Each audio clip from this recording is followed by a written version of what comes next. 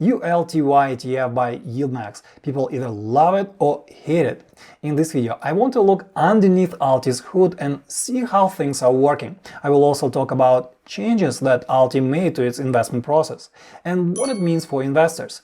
And we will also cover things like taxation, distributions, and total returns. ULTY ETF by YieldMax selects stocks that show high volatility. The fund adds covered call options and recently colors overlay for income. The fund also switched to weekly distributions in 2025. ULTY ETF is an active fund. It charges an expense ratio of 1.3% with 0.1% waiver till next year. That's one of the highest fees I have come across so far. According to Morningstar, it is in the costliest top 20% among derivative income funds. ULTY used to have over 100% and even 150% distribution yield, but with changes that they made lately and smaller volatility today, the yield came down a bit. Right now it hovers between 80 and 90%. There's one thing to know about this yield. It is the most recent weekly distribution multiplied by 12 and divided by the current price. As we will see shortly, this is not necessarily what investors will get depending on where the dart lands. First, let's understand how ULTY selects its holdings. In early 2025, the fund moved away from holding synthetic positions. Instead, it buys and holds stocks directly. Synthetic positions are not exactly costless.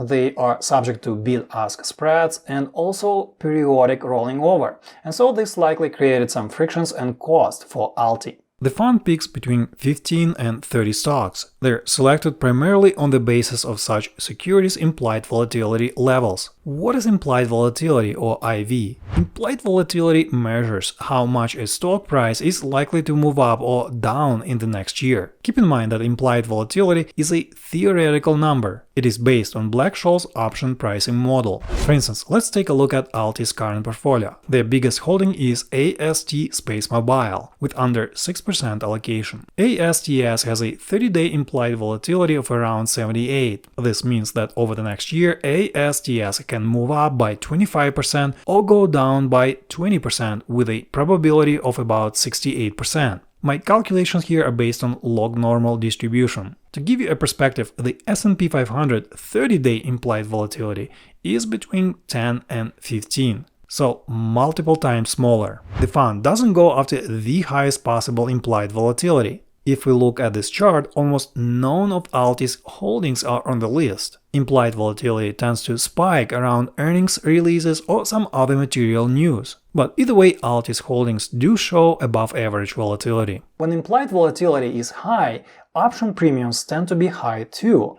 And that's the primary reason why ULTY goes after these high beta, high volatility stocks. But if we look at fundamentals for some of these equities, they're very risky. Very few show signs of profitability like Oklo, AST Space Mobile or CoreWeave. Most of the value for these companies sits in future growth. The problem is this: what if a company misses market expectations for growth? Well, in that case, the punishment could be severe. For instance, Marvell Technology, one of ULTY's holdings, recently reported its earnings. The company expects 36% year-over-year growth in its next quarter. But that was not enough, and the stock tumbled by over 20%. Since its peak in early 2025, Marvell is down by over 50%. The point I'm trying to make is that high implied volatility for ULTY's holdings is there for a reason. While these stocks can go up by a lot, they can also go down by a lot. And even with options and collars overlay, this downside does not magically disappear. Over 75% of ULTY's holdings are sitting in small and mid-cap stocks. These stocks tend to be riskier compared to more stable large-cap stocks. Also, close to 50% of ULTY's investments sit in the technology sector. Tech stocks tend to be more volatile. They also come with high levels of investment risk, meaning the risk of a permanent capital loss. And don't forget top 10 heavy concentration at 53%. Again, all this is understandable and by design. ULTY is trying to capture more volatility through higher option premiums. Now, let's take a look at derivatives overlay for ULTY. Before November 2024, the fund used covered call strategy primarily to generate income. With covered calls, you earn that premium income, but you also cap your upside. But it was exposed to downside. Some of the high beta stocks that ULTY held plunged and took the fund with them. Due to persistent losses, the fund decided to implement some risk control measures.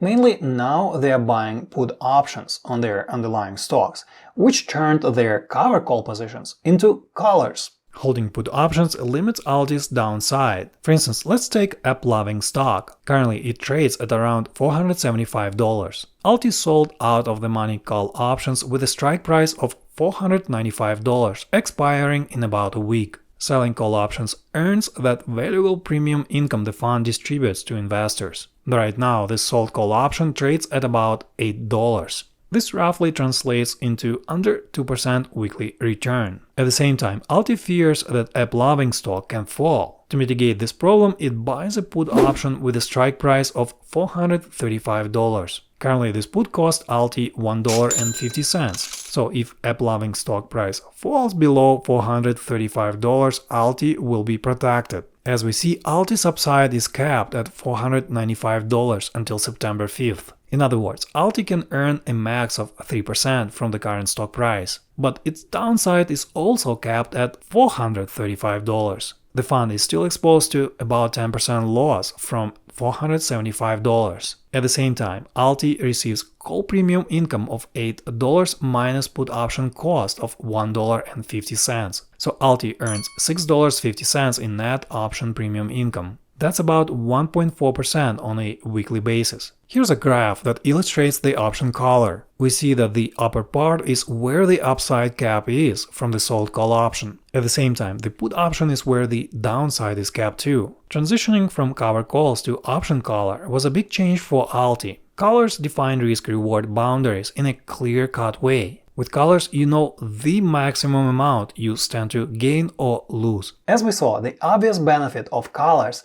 is their downside protection, but put options cost money, and they will reduce available premium income for distributions to investors. On top of it, put options can become costly when the markets start to decline. Under the bearish scenario, market participants value downside protection, and hence put options tend to cost more. This creates a dilemma for Alty. For protection in downside markets, they can still choose to buy those put options at a higher price. This, of course, will lead to more costs for them. Or they can choose deeper out-of-the-money strike prices for their puts to mitigate costs. So the cost will be lower, but at the same time, this will expose them to more downside. So introducing puts into their investment strategy was not exactly costless for Alty. Still, it was probably for the better. Next, let's take a look at distributions. And here I must address the notorious net asset value erosion or NAV erosion. It's a club-to-death issue for derivative income funds like Alty. Net asset value of a fund is just its assets minus liabilities. Net asset value per share and stock price for Alty are very close to each other. The premium or discount of NAV to price has been under 1% on average. Thus, NAV erosion means declining stock price. Alty's stock price has been dropping for a while. Even after some of the changes they made, NAV erosion is still on the table. Why is this happening? Because by law, Alty must distribute at least 90% of its income to its shareholders on a regular basis. And even if Alty experiences losses from its portfolio, it still must distribute that income. And so, as it often happens during downturns, it will dip into its capital, and hence its NAV per share and stock price start to decline. NAV erosion becomes important if you decide to keep and not reinvest your distributions. If NAV erosion takes hold, a high-yield fund will experience declines in its distributions. That was the case for Alty and many other derivative income funds by YieldMax. To be honest with you, I don't know exactly the target investment group for Alty. It seems that many people in retirement are attracted to this fund for its massive yield. In retirement, the goal is to have consistent and growing distributions. Because Alty experiences NAV erosion, reinvesting some of the distributions becomes a must. Also, Alty's distributions tend to fluctuate due to ever-changing volatility, and that's another negative of this fund for retirement planning. How much to reinvest is another million-dollar question. Looking at the stock price decline is a starting point. I would say reinvesting at least as much as ULTY's price drops is a good idea to maintain at least a stable level of income. To be fair, ULTY's option collar should help them mitigate NAV erosion. Also, at the same time, they transitioned to weekly distributions back in March of 2025, and that will help them too. Weekly distributions should minimize the lag between when ULTY receives and disburses premium income to investors. But keep in mind that ULTY's weekly distributions come with more trading, and that trading is costly and subtracts from the fund's returns. In fact, this trading cost is not part of ULTY's 1.3% expense ratio. It is separate. Still, do all these changes make ULTY immune to NAV erosion? I don't know the exact answer, but most likely it does not. If we look at ULTY stock price since March, it's roughly down. It may recover though, but it will depend largely on how its underlying portfolio of high beta stocks perform. If sharp up and down moves continue, I would say NAV erosion is here to stay. It may or may not matter to you depending on your goals for ULTY in your portfolio. As we saw, ULTY made several changes to its investment process. First, they moved to option collars to mitigate downside risk in November 2024. That was a big step. Then in early 2025, they began holding stocks instead of synthetic positions. Holding underlying stocks should mitigate their cost of buying synthetic positions. Synthetic positions could be subject to rolling and other costs. Finally, in March of 2025, ULTY shifted to weekly distributions. This was another key step to address net asset value erosion. It seems like ULTY is still figuring out what's best for them as they go, and no doubt anything beneficial is welcome. But at the same time, it's like an ongoing experiment with investors' money. And nothing wrong with that if investors have faith in ULTY's management and are willing to pay for its learning curve. Now, ULTY's yield is massive, but total return is what matters. If we look at ULTY's total returns since inception, the fund is up by 14%. So where did that massive yield of over 100% go then if ULTY earned only 14%? Keep in mind that total returns here assume 100% dividend reinvestment. Well, many times distributions came from your principal, meaning you gave ULTY $100, only ULTY to give some of it back to you. The last major change to the fund happened in March of 2025. Let's zoom in and see if things got better for the fund. ULTY is up by almost 22% since then compared to only 15% for Nasdaq 100. When the stock market plunged back in April, ULTY held up well. Weekly premium income and puts shielded the fund from the total annihilation. And when recovery happened, its high beta stocks bounced back more than the market. For instance, Rocket Lab is almost 140%, UpLoving by 47%, IonQ by over 70%. Comparing ULTY to QQQ since March, we see that the fund captured more upside than QQQ. I know that Nasdaq 100 is not the benchmark for ULTY, so take my comparisons with a grain of salt. Nasdaq 100 is a large cap growth index with no derivatives overlay. Still, it's simple and the obvious go-to comparison for many investors. Also, Morningstar has the derivative income fund category. Comparing ULTY to this category, a similar pattern emerges. The fund greatly underperformed its peers since its inception, but its returns have been much better since March, when the last major change happened. The next thing that I want to talk about is taxation. For tax-deferred accounts like 401ks, it doesn't really matter, because anything that you withdraw is taxed at a regular income tax rate. But for taxable accounts, things could be different, and here's what to expect. ULTY distributions have been in the form of a return of capital for the most part. If we look at their tax documents, it is often around 50 to 70%. And by the way, these documents are estimates. The actual numbers on your 1099 form could be different. But either way, returns of capital distributions are not taxed. They first reduce your cost basis. And after your cost basis is zero, then all future distributions will be taxed. And how they get taxed depends on what happened to ULTY during a specific year. ULTY uses regular stock options for premiums. And for this reason, when your cost basis is zero, those premium distributions will get taxed as regular income. In other words, you will pay a full income tax based on your tax bracket. The fund has a massive yield in the realm of 80 to 90% right now. It could be higher. So it will take several years probably to deplete your cost basis and for taxation to kick in. Return of capital distributions could be a good or a bad thing, depending on what happened to a fund's NAV. If there's no NAV erosion, return of capital is a good thing. The fund continues growing its capital with underlying stocks and unrealized gains on them.